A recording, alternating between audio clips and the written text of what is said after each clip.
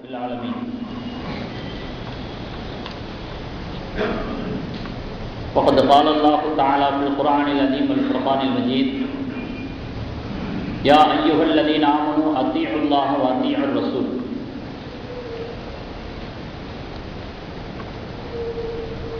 قال نبينا رسول الله صلى الله عليه وسلم ما بين خلق آدم إلى قيام الساعة أمر أكبر من الدجال رواه مسلم.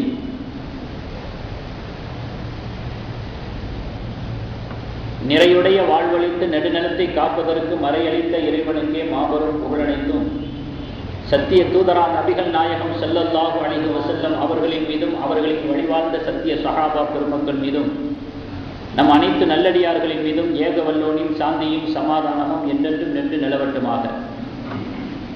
அஸ்ஸலாமு அலைக்கும் வரஹ்மத்துல்லாஹி தஆலா வபரகாத்துஹு. கண்ணியத்திற்குரிய இஸ்லாமிய பெரியோர்களே, சகோதரர்களே,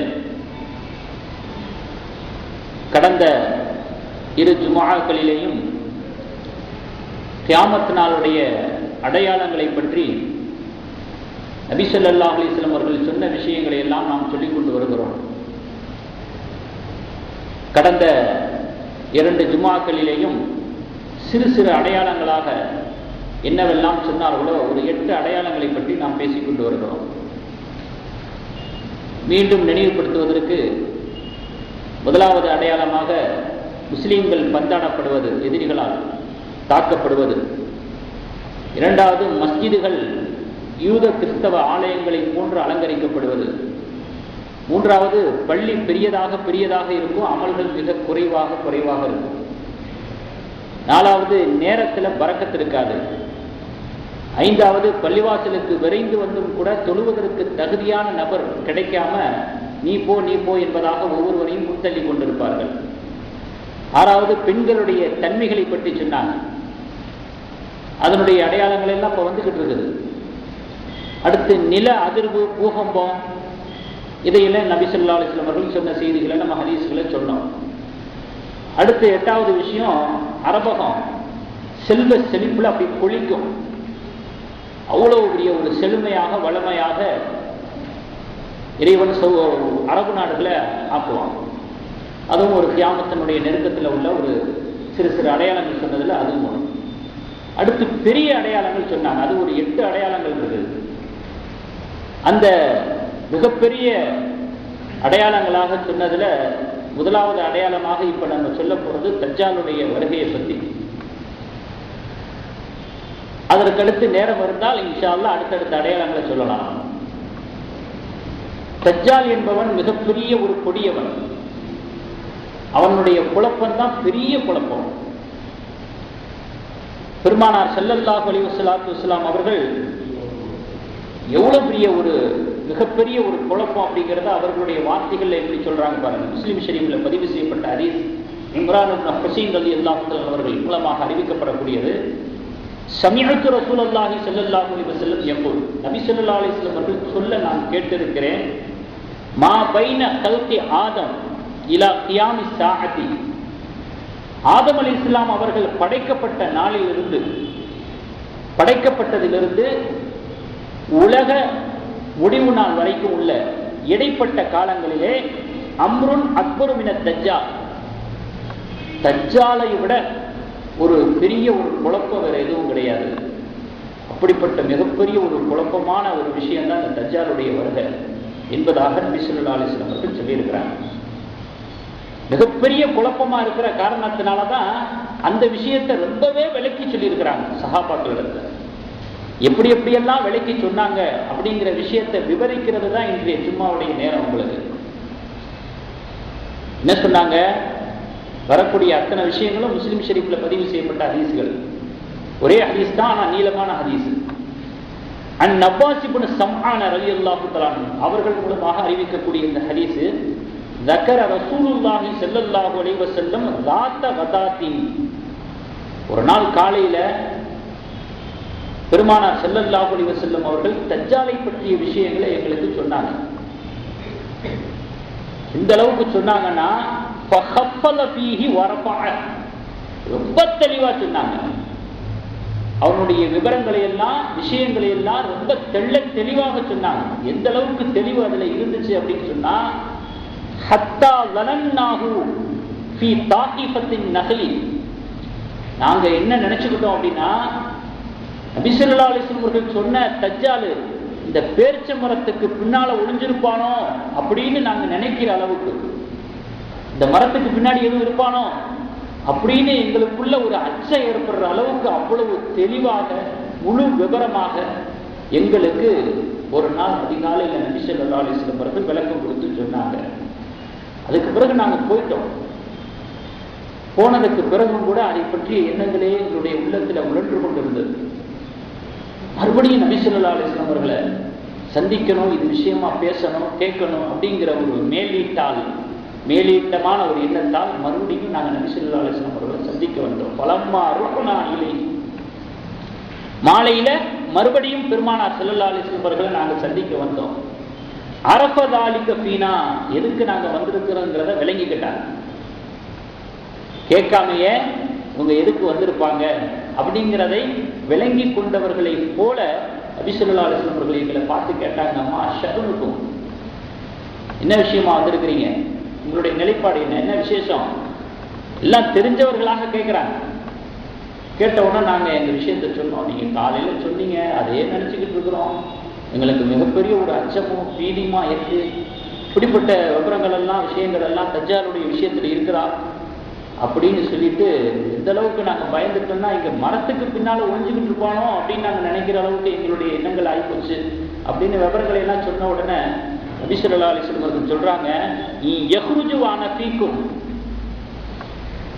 நான் உங்களிலே இருக்கக்கூடிய நிலையிலே அவன் வெளியேறி வந்தால், அவனுடைய வருகை இருந்தால், நான் உங்களில் ஒருவனாக இருக்கக்கூடிய சமயத்தில், உங்களில் ஒருவனாக இருக்கக்கூடிய சமயத்தில் அவனுடைய வருகை இருந்தால், ஃபஅன ஹஜீஜுஹு தூனக்கும்,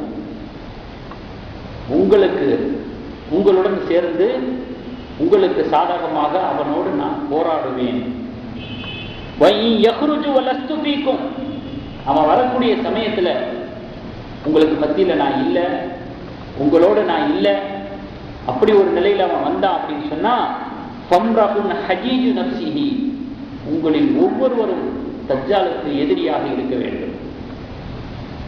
வல்லாஹு ஹலீஃபத்தி அலா குல்லி முஸ்லிமீன், எனக்கு பிறகு ஒவ்வொரு முஸ்லிமுக்கும் அது விஷயத்திலே அல்லாஹ் தான் பாதுகாவலன் என்று பெருமானார் ஸல்லல்லாஹு அலைஹி வஸல்லம் அவர்கள் சொன்னார். சொல்லிட்டு மேற்கொண்டு ஒரு அறிவுரை தருகிறார்கள் சஹாபாக்கள். ஃபமன் அத்ரகஹு மின்கும், உங்களில் யார் தஜ்ஜாலை பெற்றுக்கொள்வாரோ, அந்த சோதனையில் பிடிக்கப்படுவாரோ, ஃபல் யக்ரா அலைஹி ஃபவாத்திஹ சூரத்தில் கஹஃப், கஹஃப் சூராவுடைய ஆரம்ப ஆயத்துக்களை ஓதிக்கொள்ளுங்கள். அவனுடைய குழப்பத்திலிருந்து விடுபட, ஈடேற்றம் பெற உங்களில் ஒவ்வொருவரும் கஹஃப் சூராவுடைய ஆரம்ப வசனங்களை ஓதிக்கொள்ளுங்கள் என்று பெருமானார் ஸல்லல்லாஹு அலைஹி வஸல்லம் அவர்கள் சொல்லிவிட்டு அவனுடைய அங்க அடையாளங்களை சொல்றாங்க. குட்டை முடி வாலிபன், அவனுடைய முடியெல்லாம் குட்டை குட்டையா இருக்கும். குட்டை முடி வாலிபன், ஐனுஹு தாஃபியத்துன், அவனுடைய கண்ணு பிதுங்கி வெளியில இருக்கும், வெளியில பிதுங்கிய நிலையில அவனுடைய கண்ணு இருக்கும் அப்படின்னு சொல்லிட்டு, வலது புறத்திலையும் அவன் குழப்பத்தை ஏற்படுத்துவான், இடது பக்கத்திலையும் அவன் குழப்பத்தை ஏற்படுத்துவான். அவன் குழப்பத்தை ஏற்படுத்தாத திசைகளே கிடையாது. யா இபாதல்லாஹ், அல்லாஹ்வுடைய அடியார்களே, ஃபத்புது, அந்த சமயத்தில் நீங்கள் உங்களுடைய உள்ளங்களை உறுதியாக வைத்துக் கொள்ளுங்கள், நேர்த்தியாக வைத்துக் கொள்ளுங்கள். அவனுடைய குழப்பத்திலே உங்களுடைய உள்ளம் சோரம் போய்விட வேண்டாம், தளர்ந்து விட வேண்டாம், மிரண்டு விட வேண்டாம். அந்த சமயத்திலே நீங்கள் உங்களுடைய ஈமானுடைய நிலைப்பாட்டில் உறுதியாக இருங்கள் என்று பெருமானார் ஸல்லல்லாஹு அலைஹி வஸல்லம் அவர்கள் சஹாபாக்களுக்கு சொன்னார்.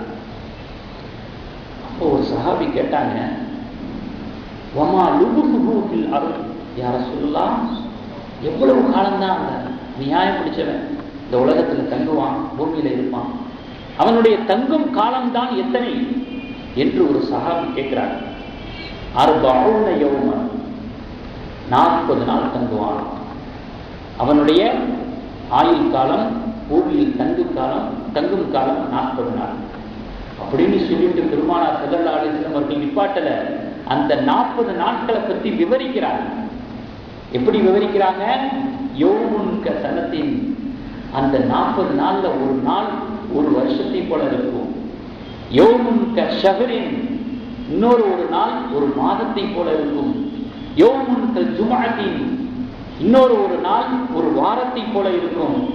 சாயிரு ஐயாமிஹி க ஐயாமிக்கும், மற்ற நாட்கள் எல்லாம் உங்களுடைய மற்ற நாட்களை போல சாதாரண நாட்களாக இருக்கும்.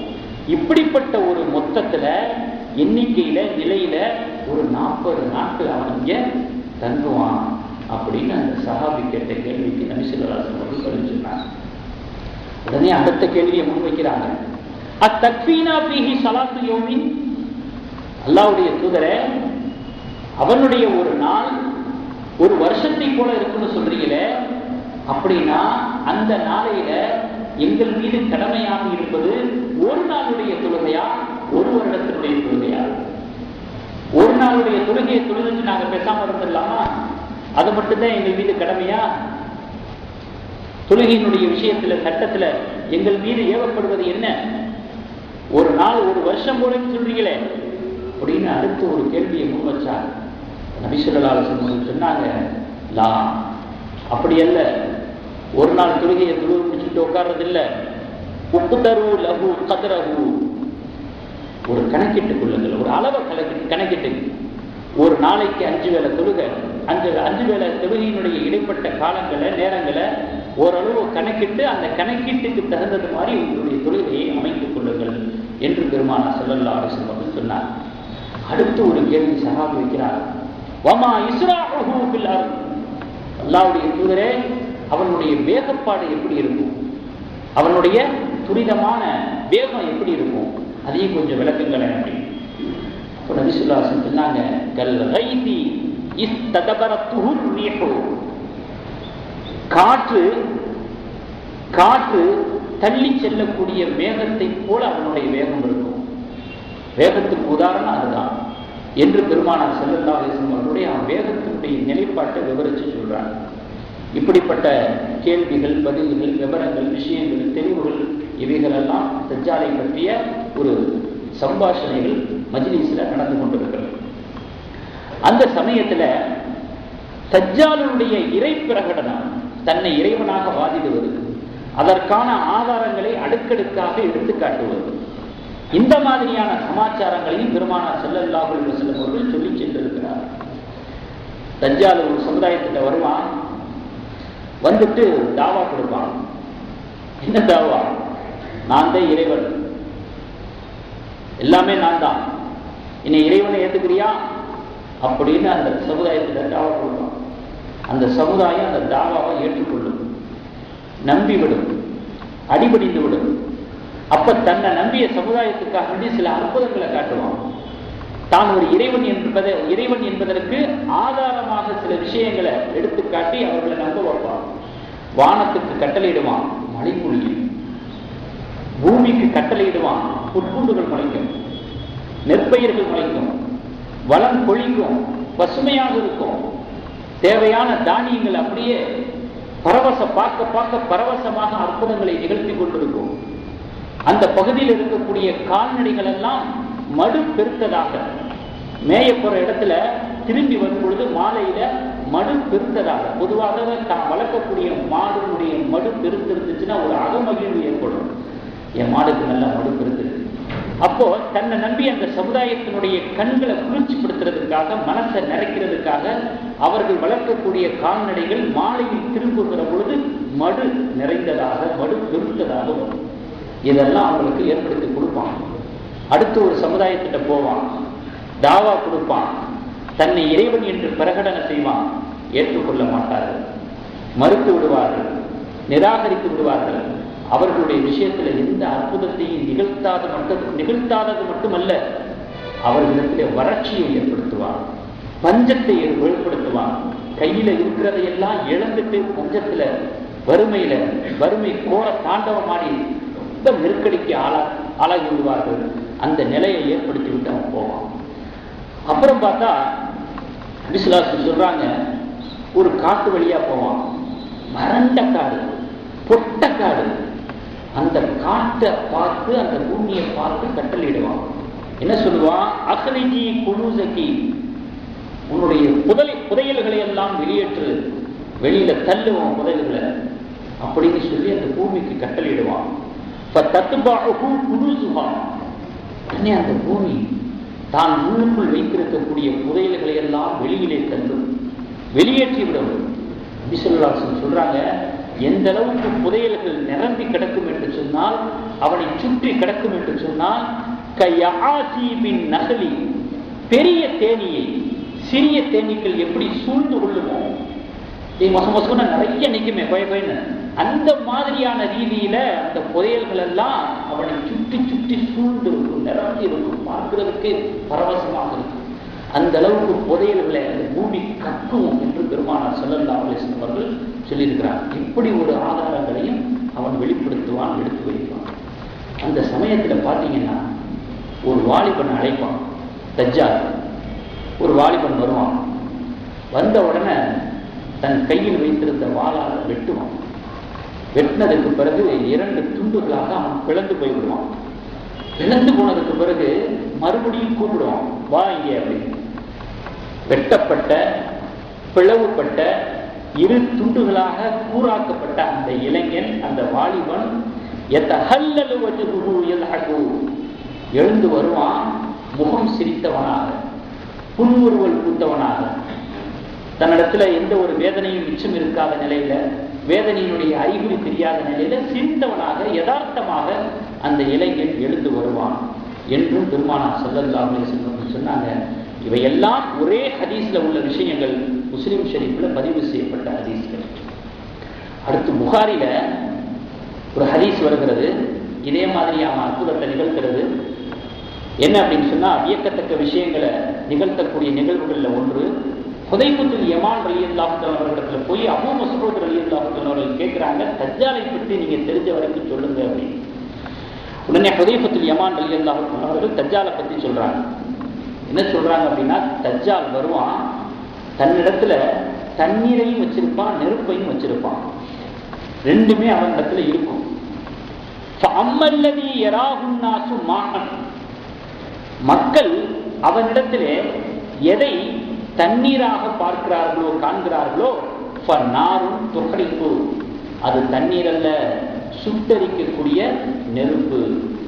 வஅம்மல்லதி யராஹுன் நாசு நாரன், மக்கள் அவனிடத்தில் இருக்கக்கூடிய நெருப்பை நெருப்பாக எதை பார்க்கிறார்களோ அது நெருப்பல்ல, ஃபஇன்னஹு மாஉன், அது தண்ணீர், பாரிதுன் குளிர்மையான, அதுபுன் மதுரமான, தையிபுன் தூய்மையான தண்ணீர். மக்களுடைய பார்வையில உள்டாவா தெரியுது, எதிர்மறையாக தெரியுது. அவனிடத்தில் இருக்கக்கூடிய தண்ணீரை தண்ணீராக பார்ப்பாங்க, அது தண்ணீர் இல்லை, நெருப்பு. அவனிடத்தில் இருக்கக்கூடிய நெருப்பை நெருப்பாக மக்கள் பார்ப்பாங்க, அது உண்மையில் அது நெருப்பு இல்லை, அது தண்ணீர். இப்படிப்பட்ட ஒரு காட்சியை, இப்படிப்பட்ட ஒரு நிலையை அவன் ஏற்படுத்துவான் என்று ஹுதைஃபத்துல் யமான் ரலியல்லாஹு தஆலா அன்ஹு அவர்கள் நபி ஸல்லல்லாஹு அலைஹி வஸல்லம் கேட்ட விஷயத்தை சொல்றாங்க. புகாரில பதிவு செய்யப்பட்ட ஹதீஸ். இப்படிப்பட்ட குழப்பங்களை ஏற்படுத்தக்கூடிய மகா குழப்பவாதியான, மிகப்பெரிய குழப்பவாதியான, அதிகப்படியான நபி ஸல்லல்லாஹு அலைஹி வஸல்லம் அவர்களை எச்சரிக்கை கொண்டு முன்னிற்கக்கூடிய இந்த தஜ்ஜாலுடைய விஷயத்துல யகூதிகளுடைய நிலைப்பாடு என்ன? இவருடைய விஷயத்துல யகூதிகள் தன்னுடைய நிலைப்பாடுகளை எப்படி அமைச்சுக்குவாங்க? அதையும் பெருமானார் ஸல்லல்லாஹு அலைஹி வஸல்லம் சொன்னாங்க. முஸ்லிம் ஷரீஃப்ல பதிவு செய்யப்பட்ட ஹதீஸ், அந்த அனஸ் ரலியல்லாஹு தஆலா அறிவிக்கக்கூடிய ஹதீஸ், யத்பஉ தஜ்ஜால மின் யஹூதி, தஜ்ஜால யஹூதிகள் பின்பற்றுவார்கள், மின் யஹூதி அஸ்பஹான், ஈரான்ல இருக்கக்கூடிய இஸ்பஹான் என்று சொல்லக்கூடிய ஒரு பகுதி, அந்த பகுதி வாழ் யஹூதிகள், அந்த பகுதியில் வசிக்கக்கூடிய யஹூதிகள் எவ்வளவு பேர்? 70,000 பேர் அந்த பகுதியில் வாழக்கூடிய யஹூதிகள் தஜ்ஜாலை பின்பற்றுவார்கள். அலைஹிமுத் தயாலிசத்து, அவர்கள் தைலசான் என்று சொல்லக்கூடிய பச்சை நிற நீளமான ஆடையை அணிந்திருப்பார்கள். யஹூதிகள் எத்தனை பேர், யாரு, எந்த பகுதியில் வசிக்கிறார், எப்படிப்பட்ட உடையை உடுத்திருப்பாங்க, எல்லாத்தையும் விலாவரியா பெருமானார் ஸல்லல்லாஹு அலைஹி வஸல்லம் சொல்லிட்டாங்க. குழப்பமான தஜ்ஜாலுடைய வருகை விஷயத்திலே வருகை புரிந்து அட்டுழியம் புரியக்கூடிய சமயத்திலே யகூதிகள் தன்னுடைய நிறத்தை, தன்னுடைய அடையாளத்தை, தன்னுடைய நிலைப்பாட்டை எப்படி அமைத்துக் கொள்வார்கள் என்கிற விஷயத்தை அளவிட்டு பெருமானார் ஸல்லல்லாஹு அலைஹி வஸல்லம் சொல்லிட்டார். பொதுமக்களுடைய நிலைப்பாடு எப்படி இருக்கும் அதையும் பெருமானார் ஸல்லல்லாஹு அலைஹி வஸல்லம் சொன்னார்.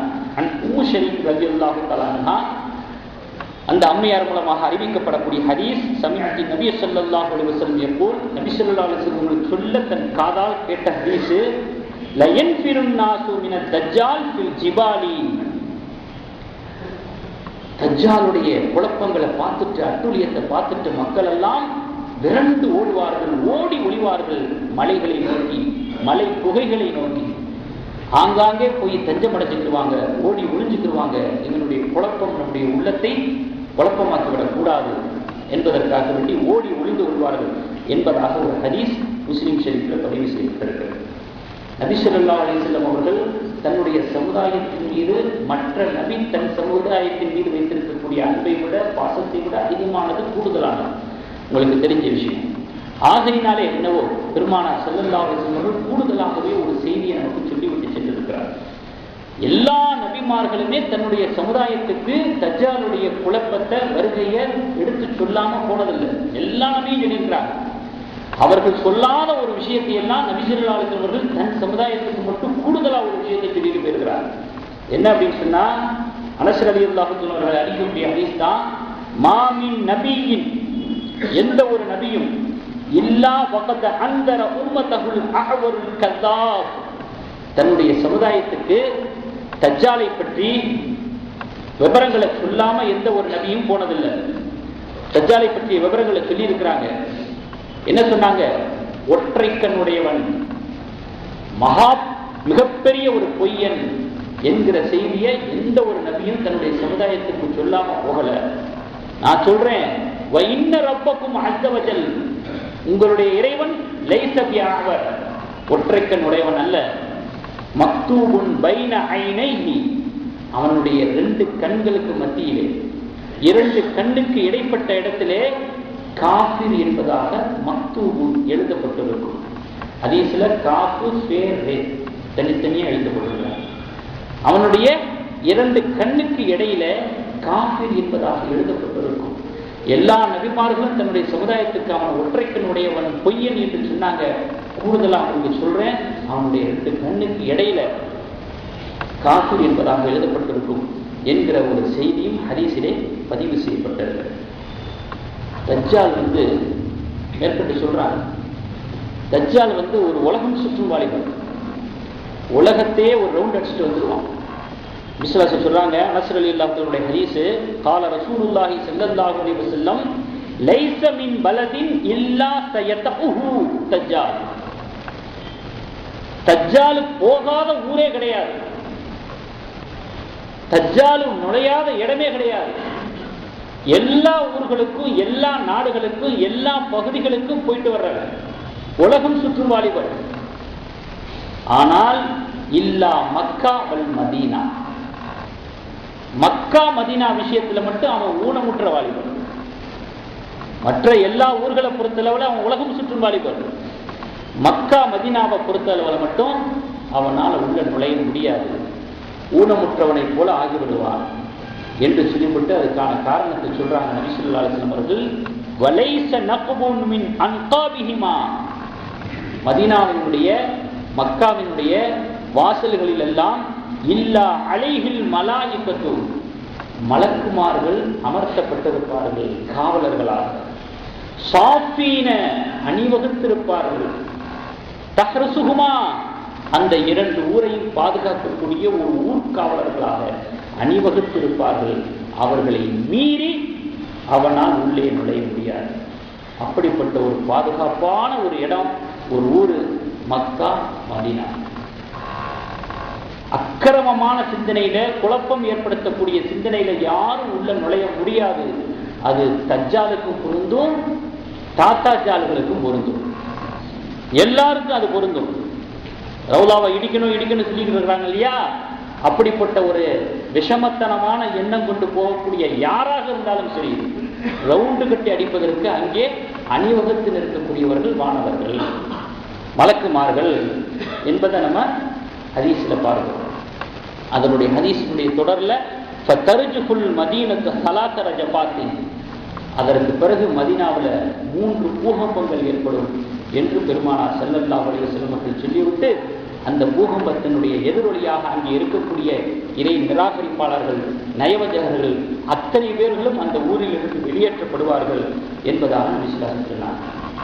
இப்போ உள்ள நுழைய முடியாத ஒரு சூழ்நிலையில எங்க வந்து நிற்பான்? மதீனாவுக்கு அருகிலே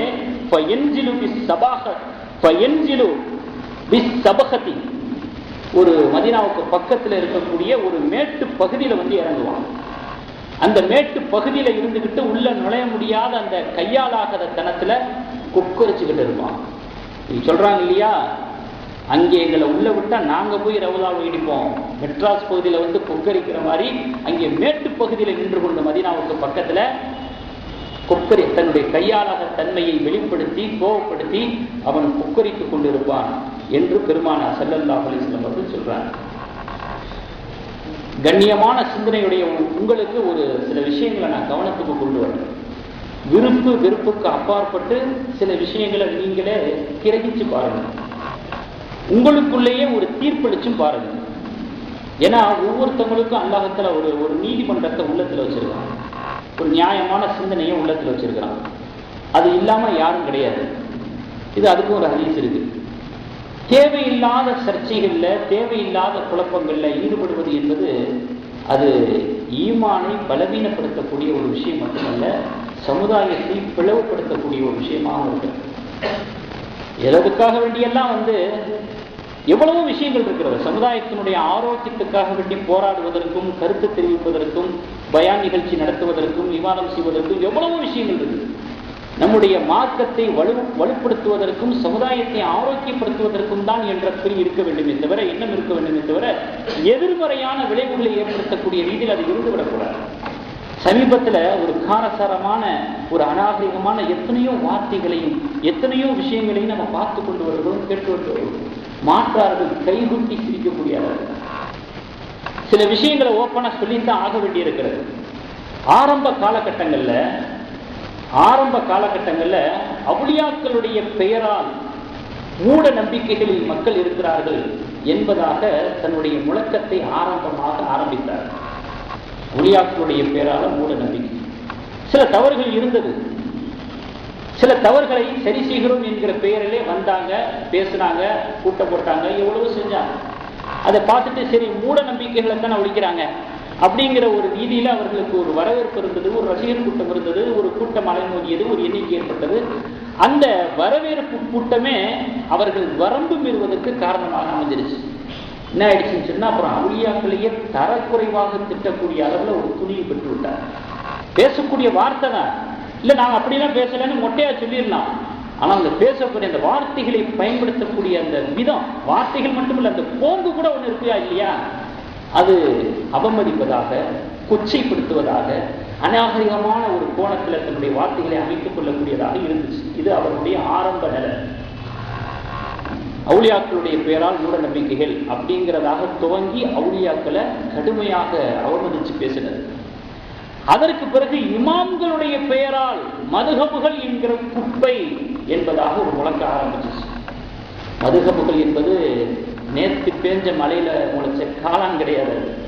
ஒரு 100 பேர் 200 பேர் பின்பற்றக்கூடிய அதெல்லாம் கிடையாது. அது கிட்டத்தட்ட புள்ளி விவரமா சொல்றதா இருந்தா, ஹனஃபி மதுஹபுகளை பின்பற்றக்கூடிய நாடுகள் துருக்கி, ஆப்கானிஸ்தான், மத்திய ஆசியா, இந்தியா, பாகிஸ்தான்.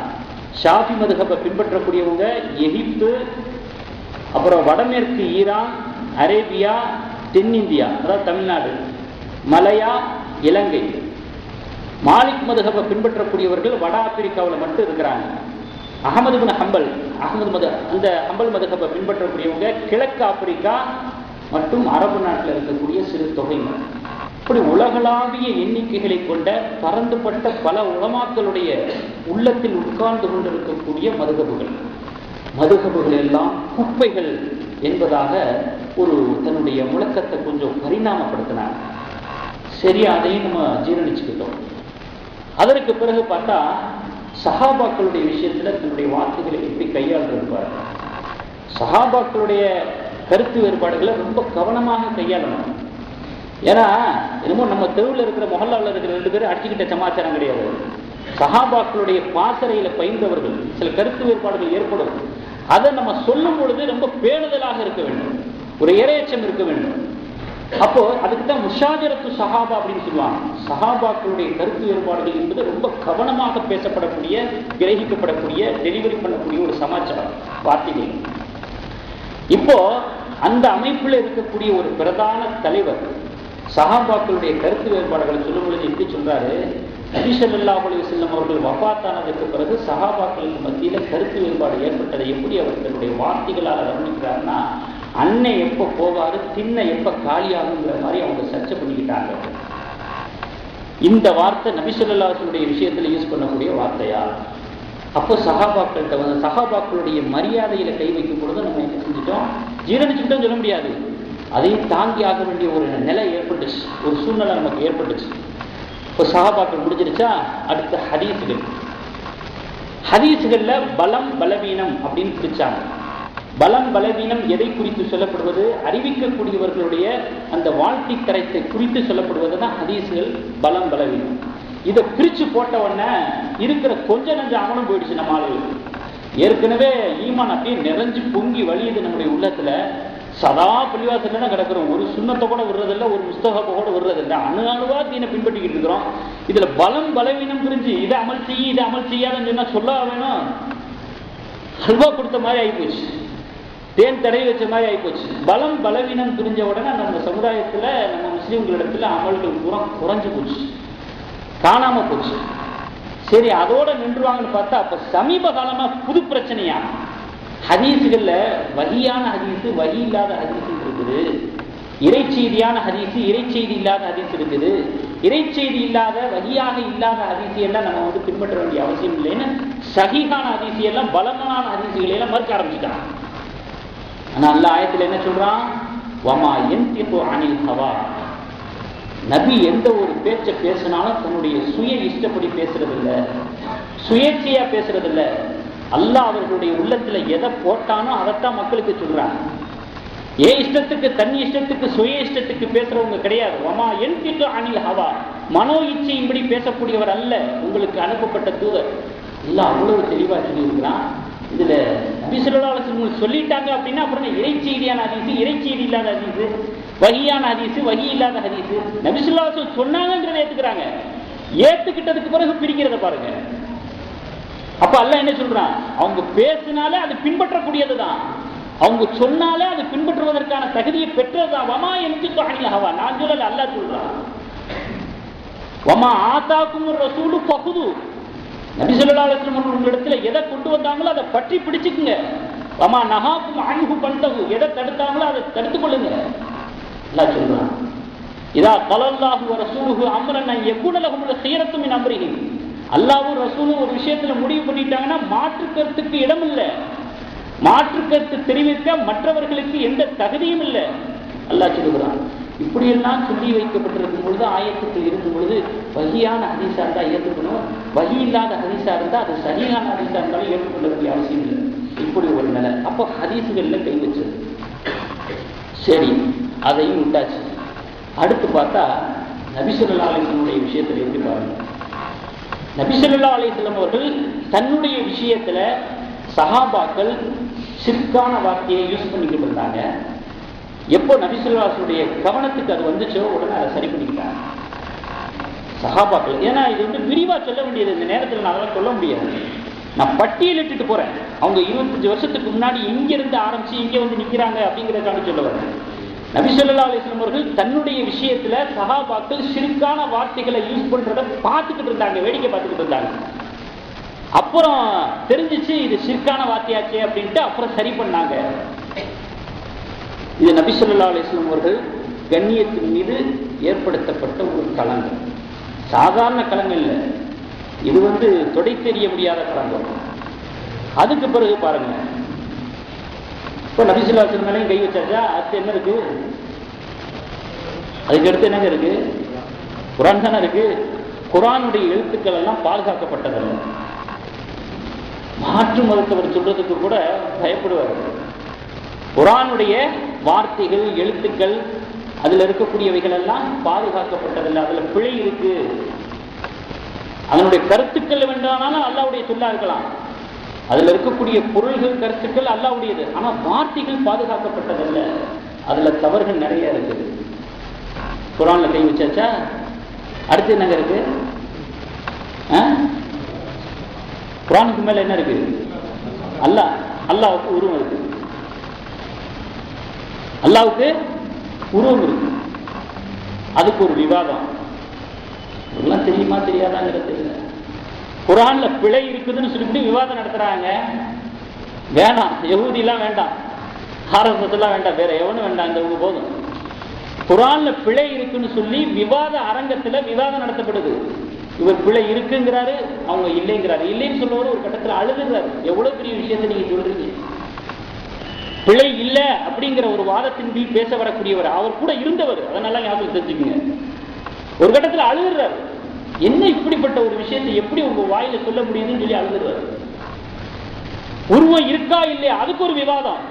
கேவலமா இல்ல, மாட்டு மருத்துவர் கூட சொல்ல மாட்டான், உருவமற்றவனை வணங்கக்கூடியவங்க அப்படின்னு சொல்லுவோம். வேற என்ன இருக்குன்னு தெரியல, எல்லாம் முடிஞ்சு போச்சு. அல்லாஹ்வோட பார்த்தா ரவுலாவை இடி அப்படின்ட்டான். சொல்றதுக்கு இனிமே ஒண்ணு இல்லை, ரவுலாவை இடிக்கணும். இப்படி புதுசு புதுசா ஏதாவது ஒண்ணு மக்களுடைய கவனத்தை தன் பக்கம் அப்படியே ஈர்த்துக்கிட்டே இருக்கணும். மாற்று மருத்துவர் என்னங்க சொல்லுவாங்க, ஒரு பழமையான ஒரு மசூதி, தொழுகை நடக்காத ஒரு மசூதியை இடிச்சதுக்கே வானத்துக்கு பூமிக்கு மத்தியில் இந்த ஆளுக குதின்னு குதிச்சாங்க. இன்னைக்கு அவங்களேயே ஒரு ஆளு, அதுவும் எல்லா மதத்தினர்களாலும் போற்றப்படக்கூடிய நம்பர் 1 தலைவர் என்று பறைசாட்டப்பட்ட அந்த நபிகள் நாயகம் ஸல்லல்லாஹு அலைஹி வஸல்லம் இருக்கக்கூடிய இடத்தை இடிக்கணும்னு அவங்களேயே ஒரு ஆள் சொல்றாரு. நமக்கு வேலை மிச்சமிடாதான் நினைப்பானா இல்லையா? இவருடைய இந்த பேச்சில் இருக்கக்கூடிய துணிவுல பிற இடிப்பு சமாச்சாரங்கள் அவங்க ஈடுபடுவாங்க. இப்ப இது தேவையா? மறுமையில் அல்லாஹ் இதை பத்தி கேட்பானா? ரவுலாவை இடிச்சியா? எது தேவை, எது தேவையில்லை, எது சமுதாயத்தை பிளவுபடுத்தும், ஒற்றுமைப்படுத்தும் அப்படிங்கிற ஒரு விஷயத்துல கூட கவனம் செலுத்தப்படாத களம் எதுக்கு? ரொம்ப ஆச்சரியமாவும் இருக்குது, ரொம்ப மனசுக்கு கவலையாகவும் கஷ்டமாகவும் இருக்குது. வெளியிலையும் சரி உள்ளேயும் சரி சரிப்படுத்தப்பட வேண்டிய விஷயங்கள் நிறைய இருக்குது. என்ன ஈமான்ல நம்ம கிழிச்சிட்டோம், அதனுடைய உறுதிப்பாட்டுல 5 வக்து தொழுகையிலையும் பருளுகள்லையும் தக்குவாவுடைய விஷயத்திலேயே ஹலால் ஹராம் எல்லாத்தையும் நான் அமல் செஞ்சு முடிச்சுட்டேன், இனிமே இருக்க வேண்டியது பாக்கி ரவுலாவை இடிக்கிறது மட்டும்தான். அப்படியா? எத்தனை ஹராம்கள்ல உழண்டுகிட்டு இருக்கிறோம் வாழ்க்கையில, எத்தனை சூழ்நிலைகள்ல அல்லாஹ்வை அதிருப்தி அடைய வச்சுக்கிட்டு இருக்கிறோம், இஹ்லாஸ்ல எவ்வளவு பெரிய கோட்டை விட்டுக்கிட்டு இருக்கிறோம், அமல் செய்ய வேண்டிய விஷயங்கள் எவ்வளவு இருக்குது. எதை பத்தி பேசி பிரபலமாகிறதுக்கும் தன்னை தன் திறமையை பிரகடனப்படுத்துறதுக்கும் மார்க்கு விஷயம் தானே கிடைச்சிச்சு, சரியத்து தானே கிடைச்சிச்சு. உங்களுக்குள்ளேயே ஒரு நீதிமன்றம் இருக்கு, ஒரு மனசாட்சி இருக்கு. விருப்பு வெறுப்புக்காக நான் சொல்ல, உங்களுடைய கவனத்துக்கு கொண்டு வந்து கண்ணியமாக சிந்திக்க முடியாதவங்களுக்கு நான் அன்பான ஒரு வேண்டுகோள். எங்கே ஆரம்பிச்சு எங்கே வந்து நிற்கிறது? அவங்க நினைச்சுட்டு இருப்பாங்க நம்ம ஜீரோவில் இருந்தோம், இப்போ ஹீரோவா இருக்கிறவங்க. மூட நம்பிக்கையை ஒழிக்கணுங்கிறதுக்காக புறப்பட்டாங்க, அப்போ அங்கே ஹீரோவா இருந்தாங்க. இன்னைக்கு கழுதை தெரிஞ்சு கட்டரும்பாங்க, இன்னைக்கு ஜீரோல தான் நிற்கிறேன். இது சமுதாயத்துக்கு ஆகாது, சமுதாயத்துக்கு சவக்குழி தோண்டுவதற்கு சமம் இந்த மாதிரியான சர்ச்சைகள். அதை உங்களுடைய நினைவுல பசுமையாக, அதாவது குருட்டுத்தனமான ரசிகர்களாக இருக்கக்கூடாது. ஒருத்தனுடைய திறமைக்குள்ள இல்ல ஷரியத்து, ஒருத்தனுடைய பேச்சாற்றலுக்குள்ள இல்ல ஷரியத்து, ஒருத்தனுடைய மொழி புலமைக்குள்ள இல்ல ஷரியத்து. ஷரியத்துங்கிறது அல்லாஹ்வால தரப்பட்டு இருக்கிற தௌஃபீக். அல்லாஹ் நாடியவர்களுக்கு வழிகாட்டினான், நாடியவர்களையும் வழிகெடுத்து விடுவான். அவனால் வழிகாட்டப்பட்டவன் ஏன் வழிகாட்டணும் யாரும் கேட்க முடியாது. அவனால ஒருத்தன் வழிகெடுக்கப்படுகிறானா ஏன் வழிகெடுக்கிறான்னு அவனை கேட்க முடியாது. நசீபோட சம்பந்தப்பட்ட தௌஃபீக்கோட சம்பந்தப்பட்ட சமாச்சாரம். இவர் சொன்னால் சரியத்தான் இருக்கும் அப்படின்னு அவருடைய திறமையின் பின்னால் கண்ணை மூடிக்கொண்டு வெறித்தனமாக இருக்கக்கூடாது. அது சத்தியத்தை தெரிந்து கொள்வதற்கு தடையாக இருக்கும் என்பதை நாம் விளங்கிக் கொள்ள வேண்டும்.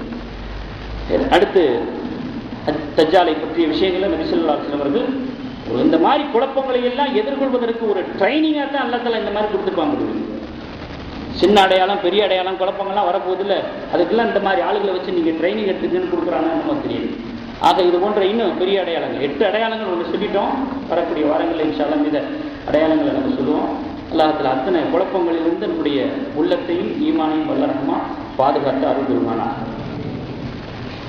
அடுத்து நாளை